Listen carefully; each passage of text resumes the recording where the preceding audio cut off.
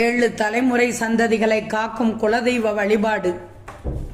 குலதெய்வ வழிபாட்டை யார் ஒருவர் ஒழுங்காக செய்து கொண்டு வருகிறார்களோ அவர்களை எந்த கிரகமும் ஒன்று செய்துவிட முடியாது.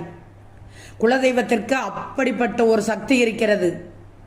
தெய்வ வழிபாடுகளில் குலதெய்வ வழிபாடு என்பது அவரவர்களுடைய முன்னோர்கள் பல தலைமுறைகளாக வழிபட்டு வந்த தெய்வம். குலம் என்றால் குடும்ப பாரம்பரியம் என்பது பொருள்.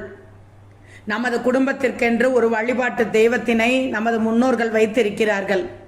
தனது அடுத்த சந்ததியினர் நன்றாக இருக்க வேண்டும் என்பதே குலதெய்வ வழிபாட்டின் முக்கிய குறிக்கோள்.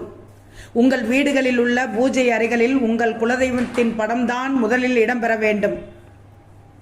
உங்களுக்கு பிடித்த இஷ்ட தெய்வத்தின் படம் இருக்கலாம்.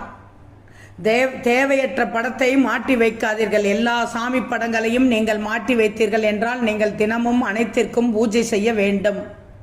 உங்களுக்கு இருக்கும் வேலை காரணமாக நீங்கள் தினமும் பூஜை